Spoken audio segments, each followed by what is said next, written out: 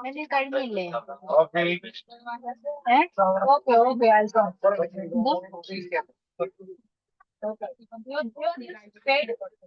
നോമ്പുകാലം 2-ാം ചൊവ്വ. ഒന്നാം വായന യാക്കോബ് ശ്ലീഹ എഴുതിയ ലേഖനം 5-ാം അധ്യായം 1 മുതൽ 6 വരെയുള്ള വാക്യങ്ങൾ.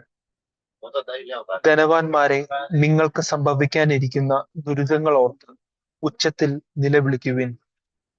നിങ്ങളുടെ സമ്പത്ത് ക്ഷയിച്ചു കഴിഞ്ഞിരിക്കുന്നു. നിങ്ങളുടെ വസ്ത്രങ്ങൾ പുഴുവരിച്ചു പോയി.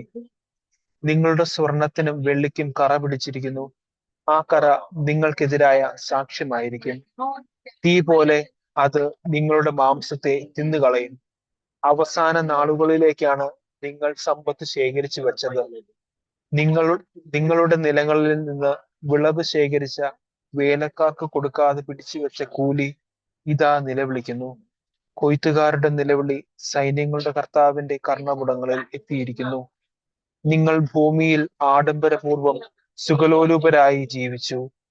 കൊലയുടെ ദിവസത്തേക്ക് നിങ്ങളുടെ ഹൃദയങ്ങളെ നിങ്ങൾ കൊഴുപ്പിച്ചിരിക്കുന്നു. നീതിമാൻ നിങ്ങളെ എതിർത്തു നിന്നിട്ടില്ല, എന്നിട്ടും നിങ്ങൾ അവനെ കുറ്റം വിധിക്കുകയും കൊല്ലുകയും ചെയ്തു. സുവിശേഷ വായന. വിശുദ്ധ ലൂക്ക എഴുതിയ സുവിശേഷം 18-ാം അധ്യായം 18 മുതൽ 30 വരെയുള്ള വാക്യങ്ങൾ. ഒരധികാരി അവനോട് ചോദിച്ചു, നല്ലവനായ ഗുരു, നിത്യജീവൻ അവകാശമാക്കാൻ ഞാൻ എന്തു ചെയ്യണം? യേശു പറഞ്ഞു, എന്തുകൊണ്ടാണ് നീ എന്നെ നല്ലവൻ എന്ന് വിളിക്കുന്നത്? ദൈവം അല്ലാതെ നല്ലവനായി മറ്റാരുമില്ല. പ്രമാണങ്ങൾ നിനക്കറിയാമല്ലോ.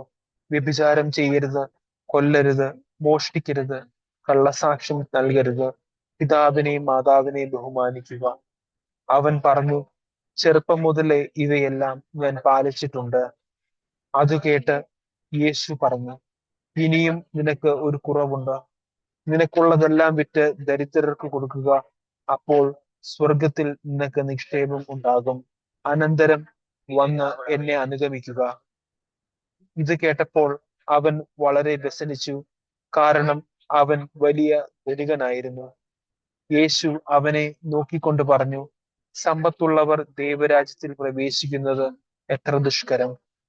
ധനികൻ ദൈവരാജ്യത്തിൽ പ്രവേശിക്കുന്നതിനേക്കാൾ എളുപ്പം ഒട്ടകം സൂചിക്കുഴയിലൂടെ കടന്നു പോകുന്നതാണ്. ഇത് കേട്ടപ്പോൾ ഇത് കേട്ടവർ ചോദിച്ചു, അങ്ങനെയെങ്കിൽ രക്ഷ പ്രാപിക്കാൻ ആർക്ക് കഴിയും? അവൻ പറഞ്ഞു, മനുഷ്യർക്ക് അസാധ്യമായത് ദൈവത്തിന് സാധ്യമാണ്. പത്രോസ് പറഞ്ഞു, ഇതാ, ഞങ്ങൾ സ്വന്തമായവയെല്ലാം ഉപേക്ഷിച്ച് നിന്നെ അനുഗമിച്ചിരിക്കുന്നു.